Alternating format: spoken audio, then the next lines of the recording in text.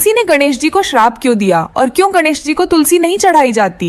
एक बार गणेश जी गंगा के किनारे तपस्या कर रहे थे। उसी समय तुलसी माता नदी किनारे घूम रही थी। अचानक उनकी नजर तपस्या कर रहे गणेश जी पर पड़ी। तुलसी माता गणेश जी के तेज तप और भोले भाले स्वरूप को देखकर उनकी ओर आकर्षित हो गई। एक दिन उन्होंने हिम्मत करके गणेश जी के सामने विवाह का प्रस्ताव रखा।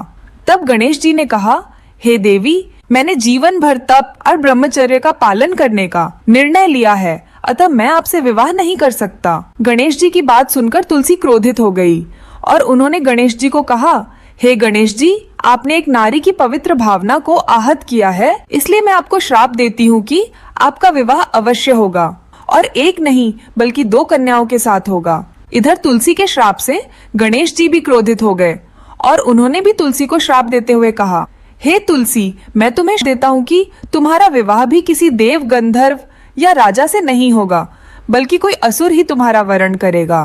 तुलसी के श्राप के कारण गणेश जी का विवाह ब्रह्मा जी की 2 पुत्री रिद्धि और सिद्धि के साथ हुआ और गणेश जी के श्राप के कारण कालांतर में तुलसी का विवाह असुर राज जलंधर से हुआ, जो इतना पराक्रमी उसने इंद्र सहित सभी देवताओं को युद्ध में हरा दिया था। इधर जैसे ही तुलसी ने गणेश जी का श्राप सुना तो उन्हें अपनी भूल पर पश्चाताप हुआ और वे गणेश जी के चरणों में गिरकर बोली, हे गणेश जी, मैंने क्रोधवश आपको श्राप दे दिया, कृपा करके मुझे क्षमा करें। तब गणेश जी बोले, हे देवी, आपका विवाह तो अवश्य ही एक असुर से होगा, लेकिन भविष्य में आप तुलसी नामक पवित्र पौधे के रूप में घर घर में पूजनीय रहोगी। लेकिन मेरी पूजा में तुलसी का प्रयोग वर्जित होगा।